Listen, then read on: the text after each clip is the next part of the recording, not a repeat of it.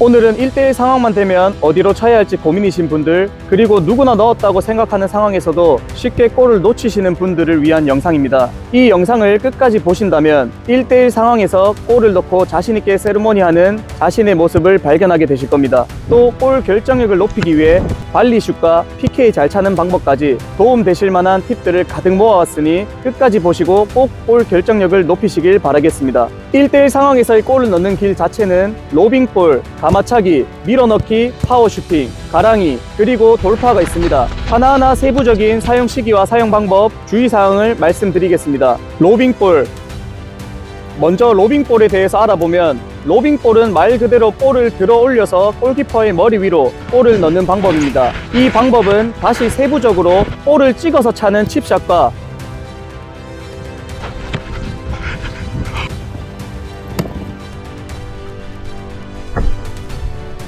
볼을 말 그대로 들어 올리는 방법,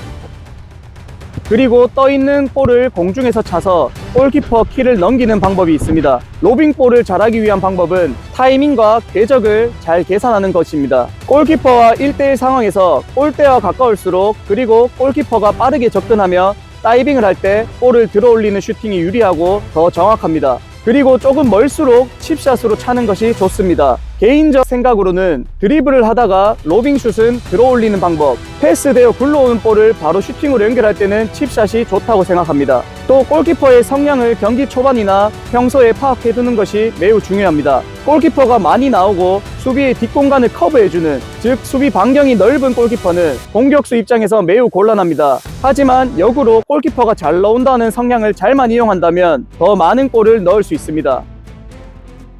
골키퍼는 기본적으로 1대1 상황에서 각을 좁히려고 나오고 있기 때문에 살짝만 볼을 들어서 골키퍼의 키를 넘기면 골키퍼가 예측하기 쉽지 않습니다. 그리고 나도 드리블을 해서 골대 쪽으로 가고 골키퍼도 각을 줄이면서 나오기 때문에 생각보다 더 일찍 슈팅을 해야 한다는 것을 꼭 명심하세요. 또 궤적에 대해서는 궤적이 너무 낮으면 골키퍼의 손에 걸리기 쉽고, 너무 높다면 볼이 골대까지 안 가거나 너무 느려서 막힐 가능성이 높습니다.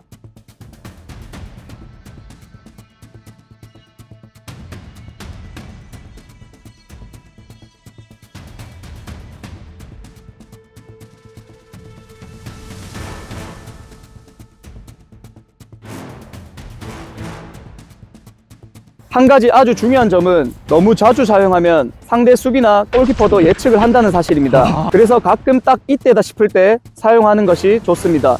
드리블을 하다가 바로 이어서 들거나 혹은 슈팅하는 모션에서 로빙볼을 차는 것이 타이밍을 빼앗고 상대가 예측을 하는데 어려움을 줍니다. 또 로빙볼은 비교적 먼 거리에서도 시도할 수 있습니다. 특히 골키퍼의 성향이 많이 나오는 성향일 때는 성공하지 않더라도 꼭 시도해 줄 필요가 있습니다. 왜냐하면 시도 자체가 골키퍼가 나오는 것을 조금이라도 견제해서 우리 팀의 공격 옵션을 더 늘려줄 수 있기 때문입니다. 한마디로 가끔 골키퍼 나온 것을 보고 슈팅을 멀리서 해주면 골키퍼가 수비 반경이 조금은 좁아지기 때문에 우리 팀의 공격이 수월해진다는 뜻입니다. 골키퍼가 많이 나와서 수비 반경이 넓은 경우에 스위퍼가 한 명 더 있는 것과 같은 효과를 주지만 그만큼 치명적인 단점이 될 수도 있는 것입니다. 이때는 저 같은 경우에는 하프라인을 넘어선 지점에서 골키퍼가 페널티 박스 끝쯤에 있거나 박스 밖에 나와 있다면 경기 내내 기회가 오면 차야겠다는 생각을 갖고 있습니다.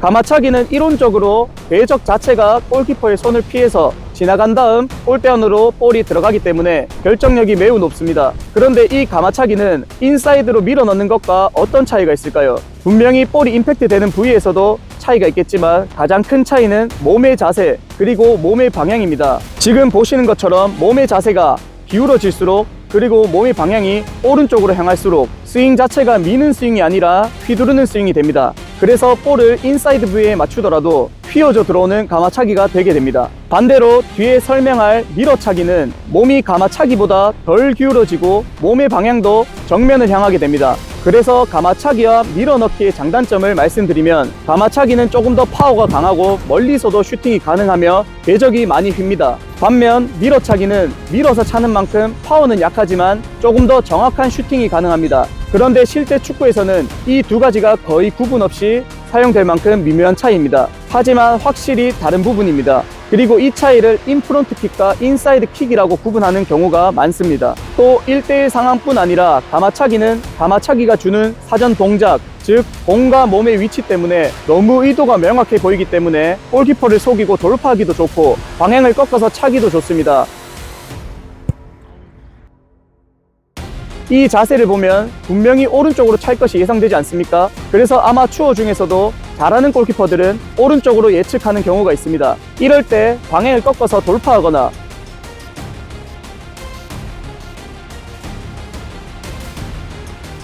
꺾어서 차는 것이 좋습니다.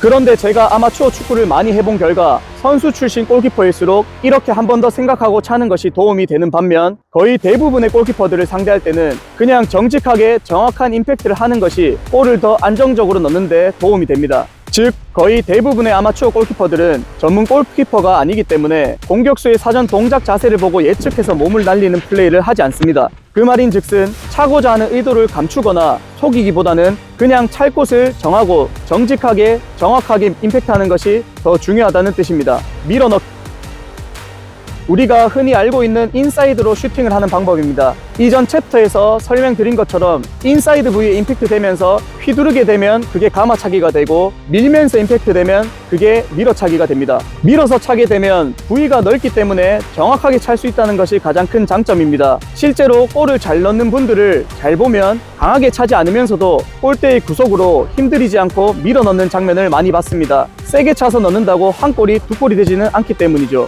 특히 인사이드로 통 밀어 넣는 것의 장점은 땅볼로 차기 때문에 골키퍼가 손으로 맞기에 가장 힘든 위치입니다. 간단한 실험을 해보면 알 수 있습니다. 손을 몸의 양옆에 둔 채 서서 한 손을 어깨 높이까지 들어올리는 데 걸리는 시간과 그 손을 바닥으로 내리는 데 걸리는 시간을 측정해 보시면 알 수 있습니다. 아마도 2배 이상의 시간이 걸릴 겁니다. 그렇기 때문에 슈팅을 바닥으로 하는 것이 조금 약하더라도 위력적인 슈팅이 되는 것입니다. 인사이드 밀어넣기가 많이 나오는 상황은 크로스되어 오는 볼을 논스톱으로 처리할 때 특히 많습니다. 크로스가 오는 볼 자체가 스피드가 있기 때문에 정확하게만 맞춘다면 볼을 강하면서도 정확하게 넣을 수 있습니다. 그런데 이때 가장 주의할 점은 크로스되어 오는 볼은 왼쪽이든 오른쪽이든 볼이 뜰 수 있다는 점입니다. 그래서 볼이 뜨지 않도록 정확한 임팩트와 볼을 조금 눌러주시면서 차는 것이 매우 중요합니다. 한 가지 저만의 팁을 말씀드리면 스윙을 딱 끊지 말고 앞쪽으로 조금 더 밀고 나간다는 느낌으로 하면 조금이라도 덜 뜨게 슈팅하는 데 도움이 된다고 생각합니다. 가랑이 슈팅입니다. 가랑이 슈팅 코스는 가랑이라는 기술의 특성상 경기가 타이트하고 중요도가 높을수록 효과적이면서도 성공률이 높습니다. 하지만 그만큼 실패하면 부담감과 비난이 크겠죠. 가랑이는 고도의 심리전인 만큼 평소에 골키퍼의 성향을 잘 파악해두는 것이 중요합니다. 특히 골키퍼마다 각자 1대1 상황에서 선호하는 자세가 있는데 그 자세를 파악해두면 아주 효과적입니다. 지금 보시는 것처럼 골키퍼가 다리를 많이 벌리고 좌우를 막는 데 더 집중하는 자세를 잘하는 골키퍼라면 당연히 가랭이 슈팅이 가장 효과적일 겁니다. 그런데 풋살 골키퍼들은 1대1 상황에서 가장 효과적이라고 평가받는 자세는 바로 이 자세입니다. 풋살 골대가 작아서인지 풋살 골키퍼들은 지금 보시는 자세에서 무릎으로 가랑이만 잘 막아도 상당히 넣기가 힘듭니다. 그래도 길은 있습니다. 모든 가랑이 기술이 그렇듯 너무 그것만 쓰거나 자주 쓰면 예측을 하기 때문에 가끔 쓰는 것이 중요합니다. 그리고 가랑이 슈팅을 차기로 했다면 공격수가 골을 넣을 방법과 루트가 한 가지 더 다양해진다는 측면으로 생각하면서 자신감 있게 차시기를 권장합니다. 파워 슈팅입니다. 파워 슈팅은 페널티 박스 안에서 아주 골대에서 가까운 거리이면서 각이 없는 상황에서도 사용하면 유용합니다. 즉 각이 없어서 어디로 차야 할지 모르겠을 때는 그냥 골대의 천장에 찬다고 생각하고 강하게 슈팅하는 것이 효과적인 방법입니다.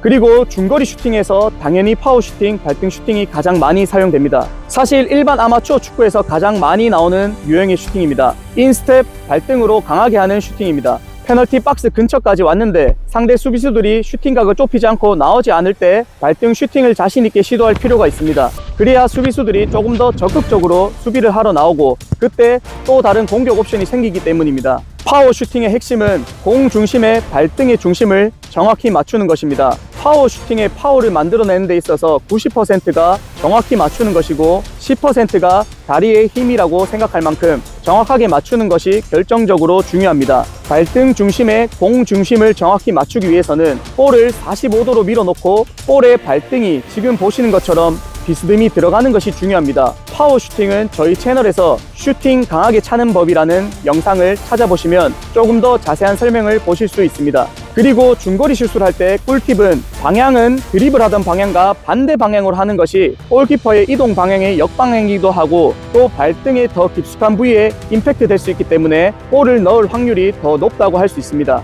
하지만 어떤 좋은 플레이도 예측이 쉽다면 당연히 쉽게 막을 수 있겠죠. 돌파입니다.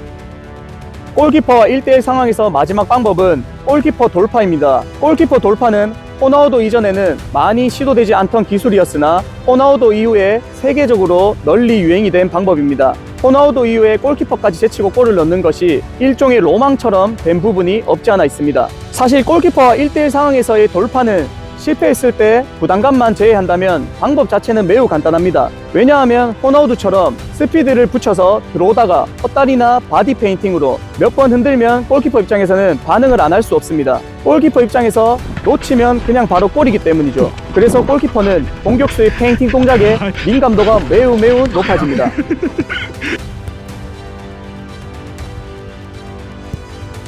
두 번째 방법으로는 차려고 하다가 한 번 더 방향을 전환해서 치는 드리블을 하는 겁니다. 이 역시 골키퍼 입장에서는 안 막으면 바로 골을 먹기 때문에 반응의 민감도 상당히 높습니다. 그래서 공격수 입장에서는 상당히 재미도 있으면서 쉬워 보입니다. 하지만 이 역시 실패했을 때 상당한 부담감이 있고 예측을 하면 막힐 수도 있기 때문에 너무 자주 쓰는 것은 권장하지 않습니다. 마인드 세팅.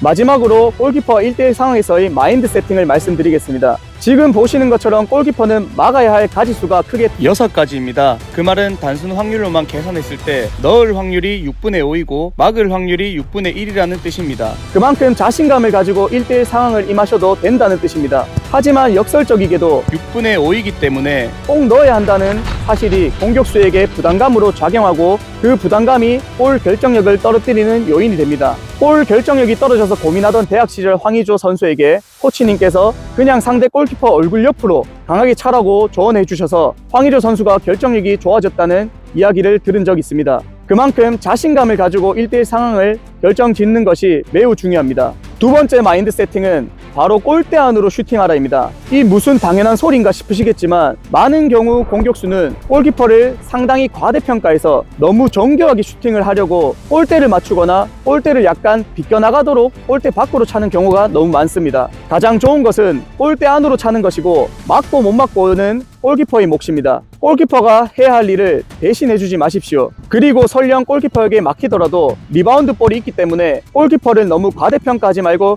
골대 안으로 차는데 집중하는 것이 중요합니다. 여기서 또 중요한 한 가지는 최종 눈의 위치는 공을 봐야 한다는 것입니다. 지금 앞서 설명한 많은 숫싸움들을 생각하느라 마지막에 공을 임팩트하는 순간까지 골키퍼나 수비를 보면 안 됩니다. 어떤 경우라 할지라도 최종적인 눈의 위치는 공을 차는 순간에는 공을 봐야 합니다. 세 번째는 너무 한 가지 방법만 고집하지 말아입니다. 아무리 좋은 기술도 예측이 된다면 무용지물입니다. 돌파, 로빙볼, 감차, 오른쪽, 왼쪽 등등 여러 가지 상황을 다양하게 연습해뒀다가 그때그때 상황에 맞게 사용하는 것이 가장 좋은 기술입니다. 발리슛. 발리슛은 인사이드 발리슛과 인스텝, 발등 발리슛이 있습니다. 인사이드에 대해서는 앞서 챕터에서 설명했으므로 인스텝, 즉 발등 발리슛에 대해 설명드리겠습니다. 발등으로 하는 발리슛은 기본적으로 정확하게 맞기만 하면 엄청나게 강력합니다. 왜냐하면 파워 슈팅의 원리를 생각해보면 발등 중심에 공의 중심을 맞추기 위해서는 발을 비스듬히 넣어야 하는데 발리슛은 기본적으로 공이 공중에 떠있기 때문에 발등의 중심에 깊숙이 맞추기가 용이하기 때문입니다. 또 발리슛은 논스톱으로 슈팅을 하는 것이기 때문에 골키퍼나 수비가 타이밍을 맞추어 막기도 상당히 힘듭니다. 그래서 정확히 임팩트 하는데 가장 중요한 것이 낙구 지점 파악입니다. 볼이 어디 떨어지는가를 아는 것이 가장 중요한 이유는 결국 발리슛의 스윙 동작에는 최적의 동작이 존재합니다. 즉 볼을 허리 높이에서 방향을 틀어서 때리는 발리슛이든 떨어지는 볼을 때리는 발리슛이든 가장 편안하고 자연스러운 최적의 스윙 궤적이 있습니다. 그런데 실제로 발리슛을 하려면 볼이 이렇게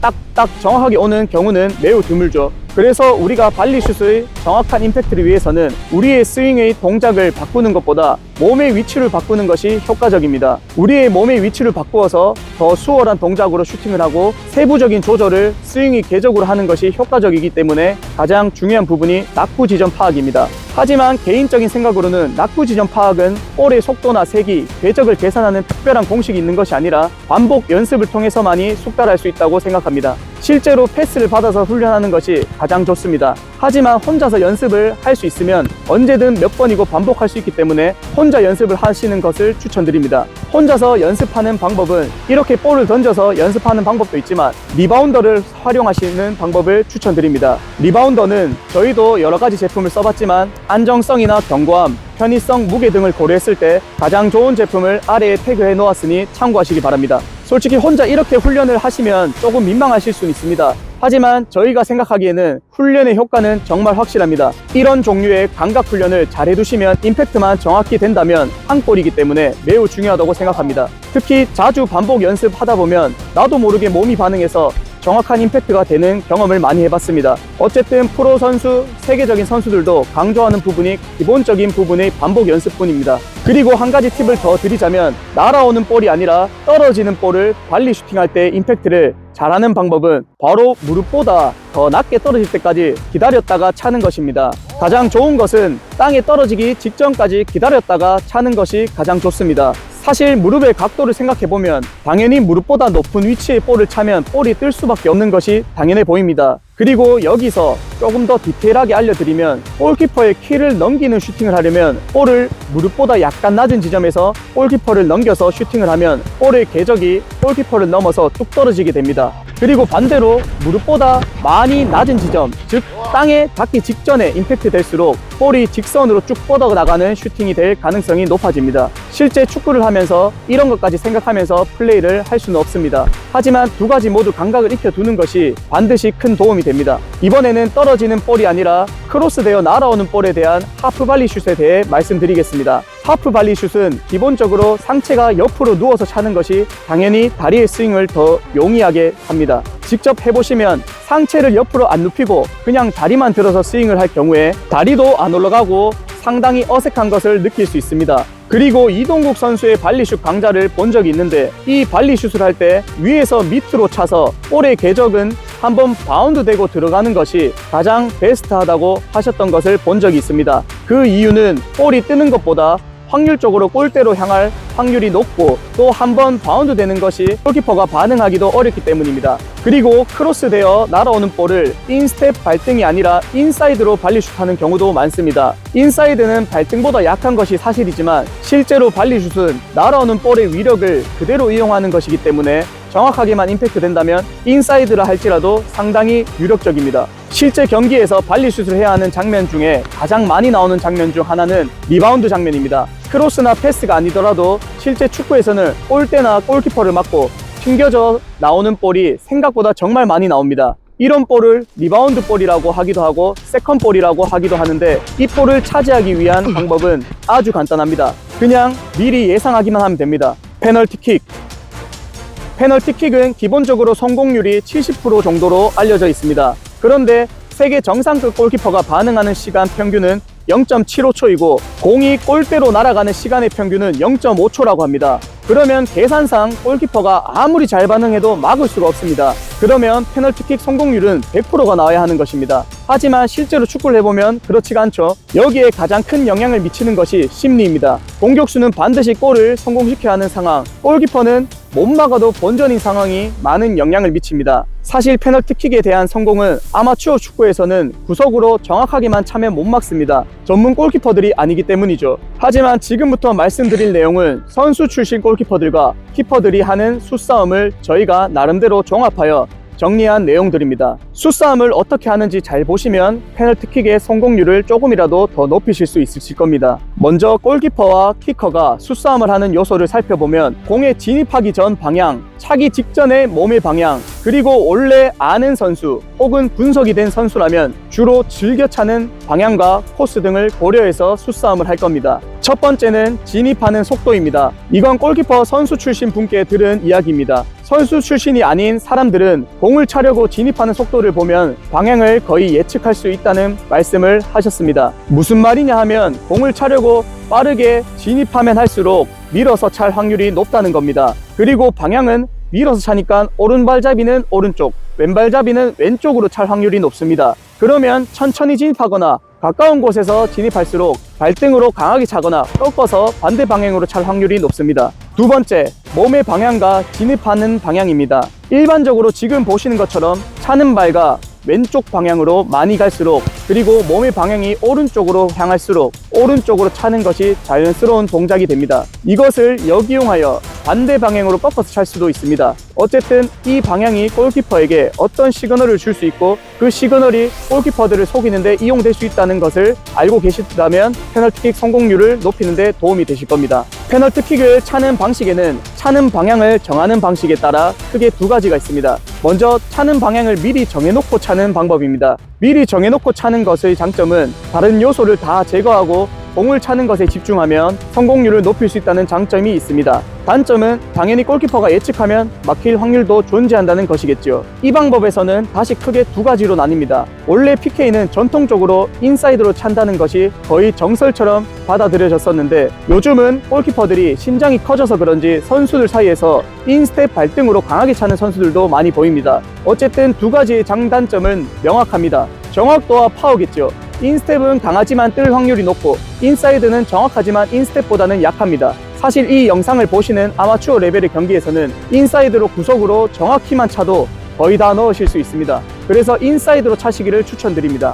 두 번째는 네이마르가 전 세계적으로 유행시킨 방법입니다. 바로 슈팅을 하러 진입하는 속도를 조절하면서 골키퍼의 반응을 보고 차는 방법입니다. 원래 네이마르는 완전히 멈췄다가 골키퍼가 움직이는 것을 보고 반대 방향으로 찬 것으로 압니다. 하지만 네이마르의 이 방법 덕분에 규정이 바뀌어서 지금은 완전히 멈추지만 않으면 됩니다. 결국 골키퍼의 타이밍과 의도를 빼앗기에는 충분합니다. 이 방법의 원리는 간단합니다. 이렇게 들어가는 타이밍을 교란시키거나 의도적으로 늦추면 골키퍼가 무게 중심을 이동시키는 것을 알 수 있습니다. 이때 그 무게 중심의 반대 방향으로 차면 골키퍼는 바라볼 수밖에 없게 되는 것입니다. 이게 말로만 들으면 간단해 보이는데 중요한 경기에서 부담감이 크기 때문에 쉽지는 않습니다. 그리고 골키퍼들도 페인팅 동작을 하고 마지막 순간의 방향을 정하기 때문에 실축할 가능성이 높습니다. 하지만 이렇게 성공한다면 아주 간단해 보이는 방법이죠. 그리고 페널티킥 하면 파넨카를 빼놓을 수 없습니다.